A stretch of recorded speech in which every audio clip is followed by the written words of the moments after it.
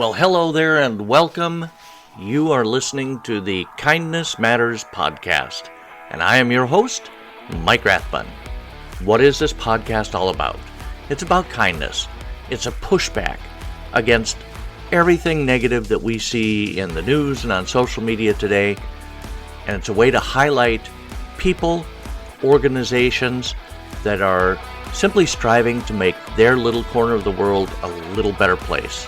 If you want to join in on the conversation, feel free. Go ahead and follow us on all of your social media feeds. We're on Facebook, Instagram, TikTok. We're even on LinkedIn under Mike Rathbun. Check us out.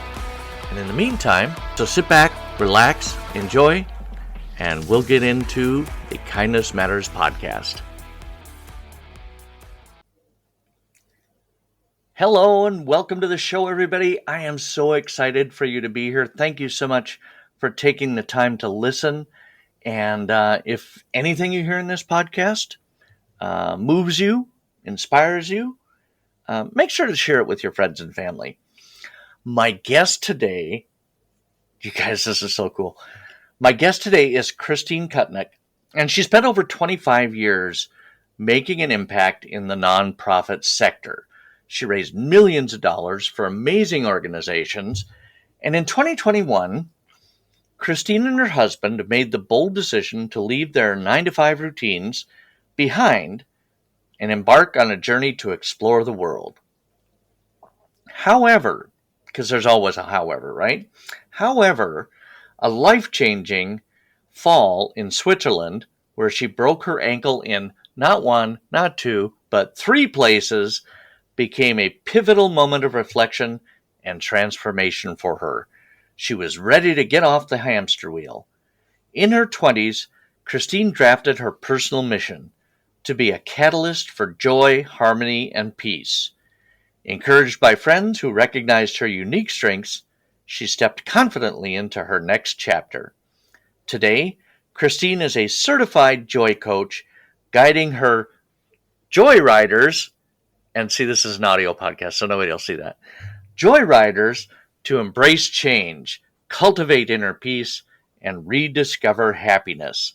Endearingly called their joyologist by her friends, Christine inspires others to create lives filled with purpose and full of joy. Welcome, Christine, to the show. Thank you so much. I'm excited to talk about kindness with you. One of my favorite topics. Is it really? Mine too. It was, you have done so much. I can't. So how many years did you, it was 25 years you were in. See, you don't look over 25 anyway. I mean, what, did you start when you were 10? I don't feel it at all. You know, my children remind me of my age, but other than that. They have a tendency to do that, don't they? My oldest turned 36 in December. I'm like, what? 36? That would mean never mind. Yeah, exactly. You know, and I feel like I worked for many of those years just doing so many great things, and I don't regret being the age I am, because I just know that I have been able to do so many good things, and I've got so many people I've got to meet, and so many lessons I've gotten to learn over time. Yes. So what kind of nonprofits did you work for? So I'll start my very first job. I worked for Neiman Marcus. I did PR for Neiman Marcus. Oh, and my husband and I, that's not a nonprofit at all. And my husband and I moved to Corpus Christi, where he was from, and there was no Neiman's there. So I had to figure out how I could use the skills that I learned at Neiman's and do something different. And the one thing I knew is I knew how to plan events. So, I started working in the nonprofit sector, and I quickly learned that you could just go to almost any nonprofit and you could fall in love with their mission. And so that is why I had to come up with what my personal mission is, so that it could help me choose the organizations that I wanted to work with. Right. I say all that to say that every mission or every organization I worked for was aligned with my own personal mission, as you mentioned, to be a change agent for joy, harmony, and peace. Right. My first position, I was with American Diabetes. I did American Diabetes and helped people kids especially, find happiness and find content with what they were going through. Not even content, but find a place to thrive. We used to do camps for them. And then I had an opportunity to be executive director for an organization that's now defunct. It's called National Conference for Community and Justice. And our mission was to fight bias, bigotry, and racism and teach respect and understanding among all races, religions, and cultures. And that's where the harmony came in. I was about creating harmony. And so at that point, I really leaned into the harmony piece and inclusion. So did a variety of different things, helped found a nonprofit that came out of the Junior League of Austin, and we became our own nonprofit, and that helped women, Hispanic women especially, get into higher education. Oh, nice. As our mission was to increase the representation of Hispanics in higher education. I worked for University of Texas in their business school. And my last position, I had an opportunity to work for Blue Cross Blue Shield of Texas and was the COO of their foundation. And I was helping people who didn't have access to healthcare, especially children, get the essential care such as immunizations so that they could thrive and be able to grow and make it have their life. Yeah, there's some really timely things in there. Very much. We won't go into that. No, but I mean, it's such a wealth of experience, and that's freaking amazing.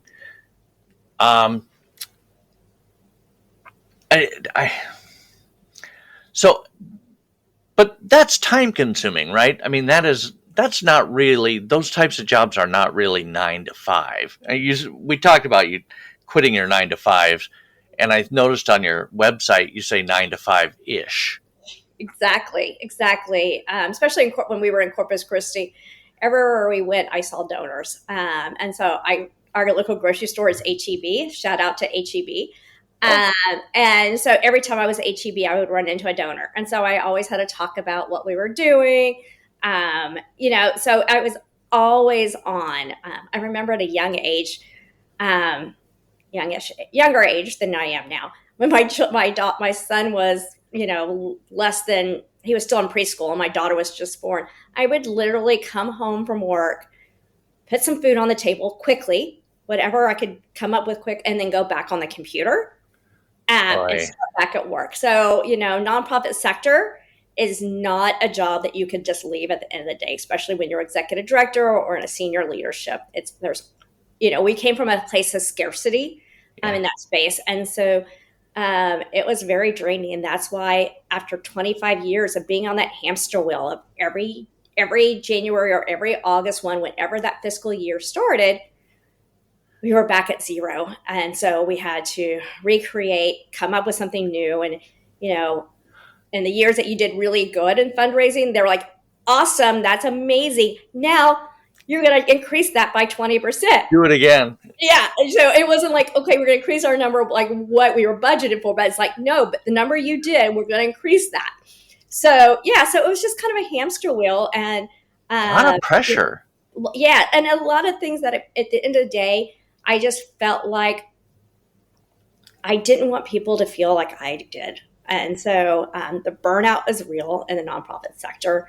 The expectations are strong. And we're all, most nonprofit people, we come from a place of wanting to give, wanting to be kind, wanting to improve our world. And it becomes such a part of who you are that it's hard to leave it behind. Yeah. So that's one of the reasons why I wanted to coach, because I wanted to help people know you are not your mission. You're not your organization. Yeah. Every time I went to any event, that I went to a fundraiser, the first thing I did was ran over to who the donors are and checked out the donor wall. If I went to a play, I went to the donor wall, like, okay, who do I know? Who do I need to get to know? I could never be present and just being with my family, just being with my friends, because I always had that fundraiser hat on. And, after a while, it does take a toll on you. Sure. And so that's why. So, but now you broke with all that and you said, I'm just going to focus on making people happy and fulfill their own dreams. Teach them how to do that. Yes. Yeah. Yeah. It's amazing what 3 weeks laid up in bed will do for you, huh? 3 months. 3 months. Oh my 3 God. months.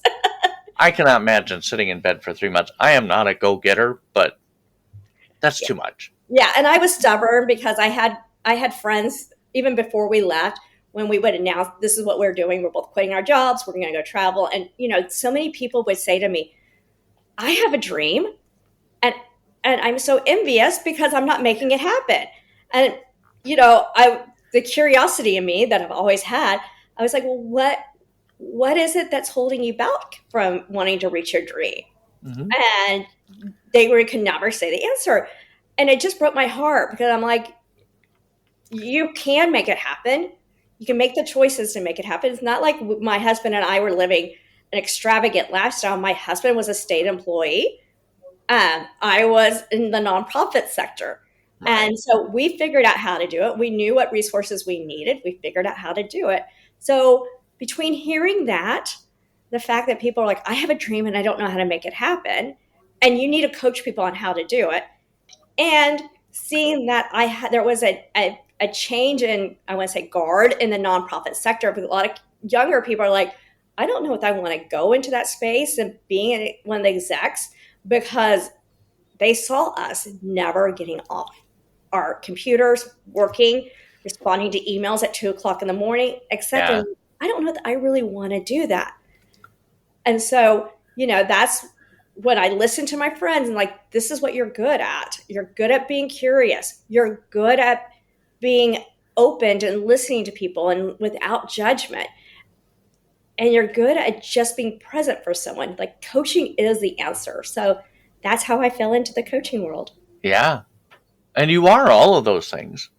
I can empathize with some of your friends though, because my brother and his wife, they left on the 18th of December. They flew to Paris and they did one of those, the Seine River cruises, Viking cruise. Yeah. And then they came home like the day after Christmas. And I'm like, Christmas in Paris. Oh my gosh. And he'd send me pictures of food, which was really mean, I might add. This is the thing I hear so much is people want to travel, people want to explore, people are curious about other cultures. It's not just about just saying I've been there, but it's actually learning about people and being, filling that curiosity bucket. Oh, absolutely. I have a good friend. I've had her on the show, Lisa Metwally, and she used to own a cafe in St. Paul, Minnesota. It was called the Q Kindness Cafe. It was kind of a natural. It was inevitable she was going to be on the show. But in her other job, her day job, is a flight attendant for Delta. And so she gets to travel to all these amazing places. She just got back with her husband from Egypt. And I'm just like,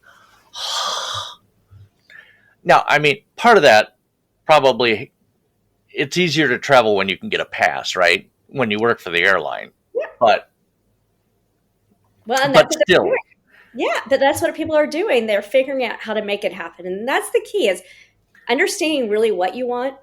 Stop focusing on what you don't want and figure out what you want. Yeah. And then get creative to make it happen. Right. And so many of us like, I don't want to be poor. I don't want to work a 9 to 5. Well, but when you say, well, what do you want to work? They can't answer that question. I don't know. Yeah. Yeah. And that's where the fun gets in. That's where I love, because I'm like, let's get creative. Let's think outside the box. And so I know people who have gone to work for airlines, and they work for their travel. I mean, that's right. what they work for. Yeah. I know my dad worked for Northwest Airlines. It's not around anymore. Delta swallowed it up in the early 2000s. But as kids, we had so many more opportunities than a lot of our other friends did, right? Took a trip out to New York one year and then drove from New York to Washington, D.C. and then back. It's like, who does that?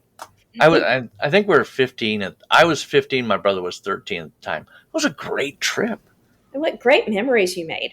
I know. Fantastic. So let's go back to kindness for a second, though. You said something when we were talking, and I the phrase stuck with me, but I can't remember the context. And you said kindness is a secret bullet. Yes, I think kindness is a secret bullet to so many issues that are happening in our country right now. You Oh, know, I've done a lot of research on it. One of my volunteer activities is I volunteer with a group called um, Actions and Kindness. They're based out of the UK, and or Actions and Happiness. Sorry, Actions and Happiness, based out of UK. And when I started looking at like where to volunteer my time, kindness kind of resonated on the top of the list. One, because it's in part of my vision. You to be have yeah, to have joy, to have harmony, and have inner peace. You got to be kind to people. So the things I found out in the research I have done is that kindness actually lowers our risk for cardiovascular issues. People who are kind have less cardiovascular issues. nice. People who are kind can lower their A1Cs. Research has shown people who are demonstrating kindness are building trust with their neighbors. Things that we are not, we don't have as much anymore. We have high risk of heart attacks right now. Diabetes in Texas, especially, is at sky high, and there's a lack of trust in our communities. And somebody actually just, I'm trying to remember who it was. I've heard it now twice. People saying that trust is going to be the new currency. Yeah. And you have to show kindness to build trust. Yes. And Yeah. so I really believe that it is our new silver bullet to helping heal a lot of things that are just not working right now in society. For sure. Yeah, and there's a lot of them. We, but the more I look around, the more I'm seeing kindness, and I think you really do have to look for it, right? I do. I mean, it's not just going to come up and slap you in the face someday and go, "Hey, I'm kindness. I'm out here." Maybe it will. I don't know. And people don't want to talk about the things they do that are kind. I'm sure you hear all the time. But okay, that kind of goes both ways because you do see those people who all they want to do is talk about, and they're not genuine, right? You see like the Mr. Beasts of the world, and it's like I'm sure he's doing those kind of things, but is he doing it for the right reason? And that may be a whole other show. Well, But I'm go sorry. ahead. Well, I was going to say is that, in my coaching, I talk about the fact that there's the joy recipe, and kindness is embedded in each one of those. I say in the joy recipe, you have to be grateful. Well, that means that you have to be kind, right? You have to be able to look for those special things that happen in your world, and so kindness shows up. Second thing that we talk about in the joy recipe is we have to be connected with people, and that means being kind, Yes, right? That means having that connection because we are meant to belong, and kindness is one of those ways to be able to connect with people. oh yeah, and that whole thing kind of took a hit during the pandemic, right? Because we just weren't getting together. And some people came out of that really, really wanting to get back into that and missing that. And some people, I'm not going to say who because it might be me, was like, you know, I'm pretty good sitting here just talking to somebody like this. I tried to start to go to a Toastmasters event.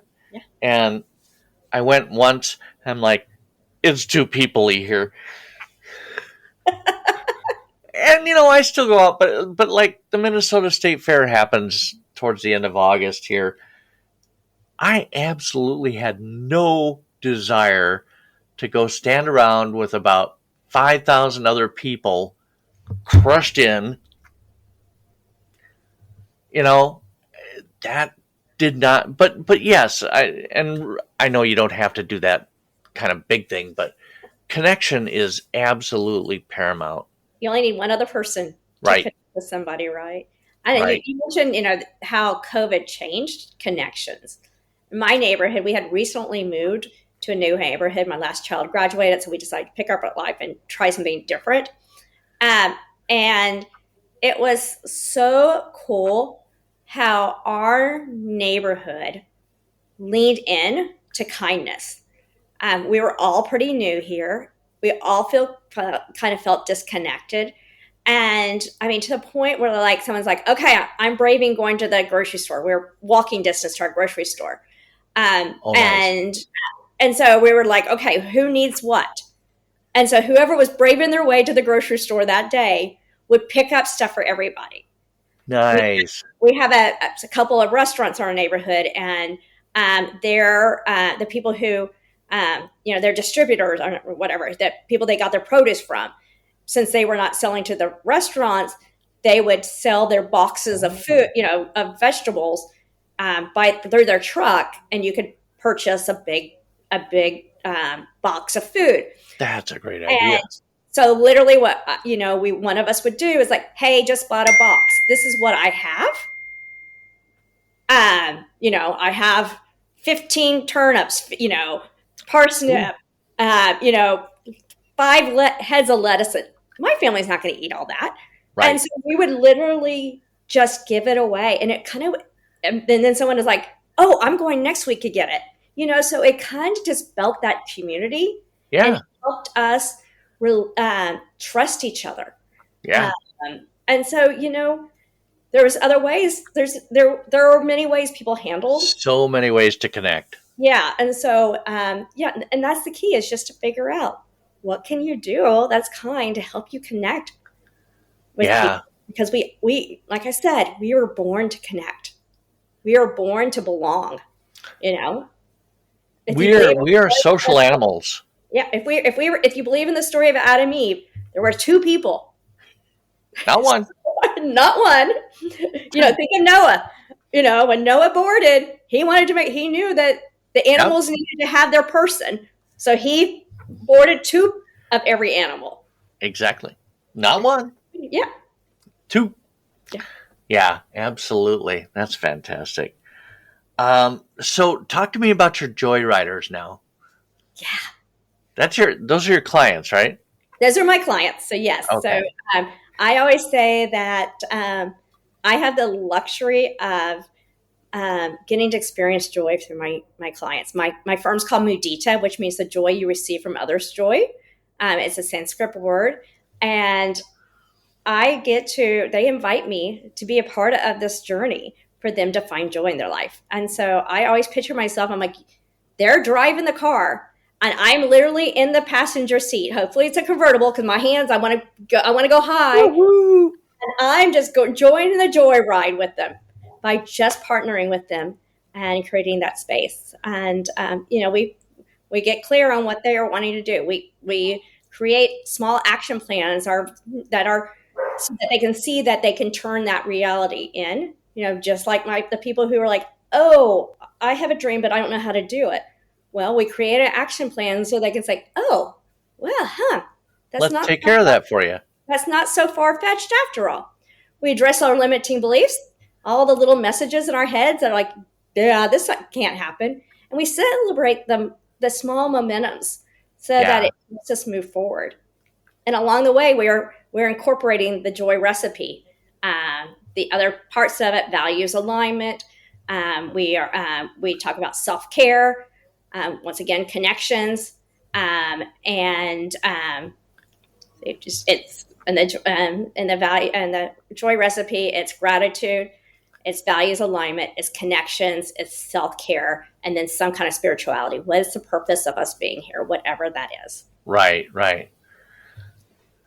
That's so fun. That's awesome. You have the best life. And you teach people how to have their own best life. And in the process, be kind. I love that you got away from the nonprofit area, but then you went to work.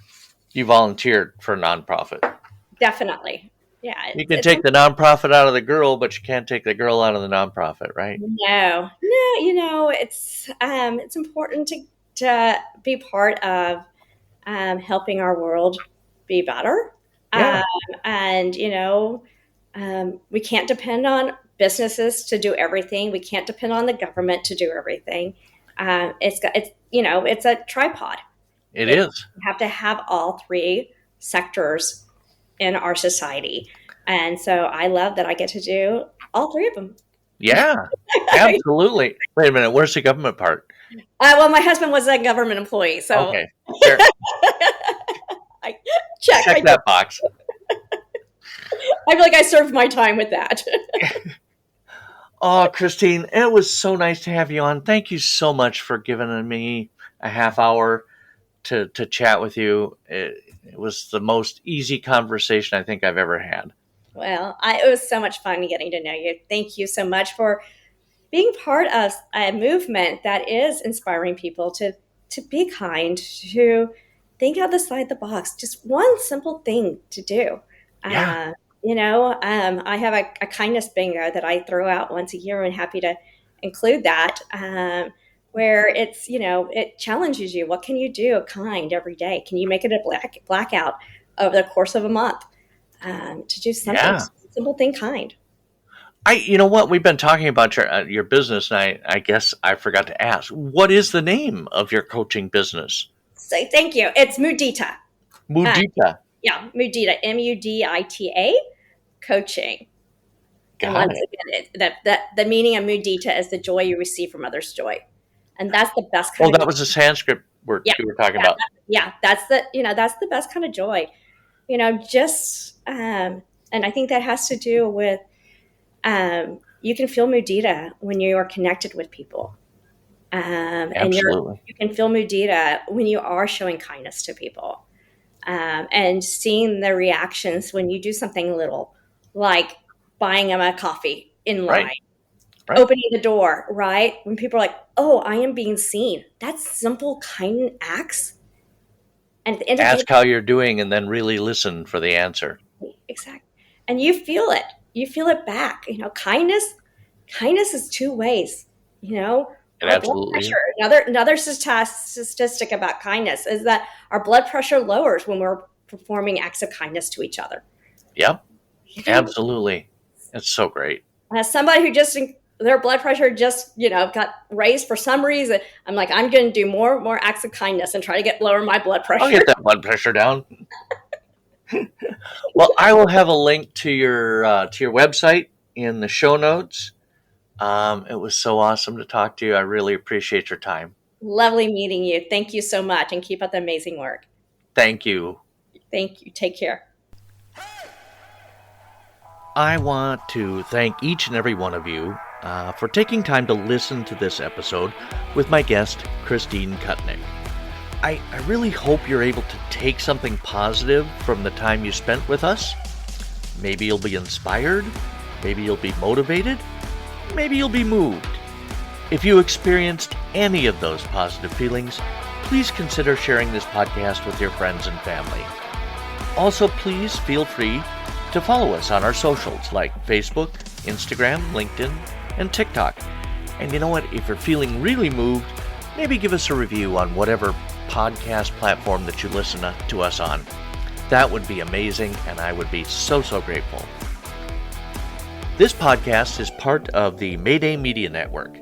If you have an idea for a podcast and need some production assistance, or have a podcast and are looking for a supportive network to join, check out MaydayMediaNetwork.com and check out the many different types of shows like Afrocentric, Spoil My Movie, Generation Mixtape, In a Pickle Radio Show, Wake Up and Dream with D. Anthony Palin, and Stacks Opax. Also, the Time Pals podcast. There are so many different podcasts there. I'm sure there'll be one for you that you will enjoy, and you just need to go and take a look at them all. In the meantime, we will be back again next week with a new episode, and we would be honored if you would join us. You've been listening to the Kindness Matters podcast. I am your host, Mike Rathbun. Have a fantastic week.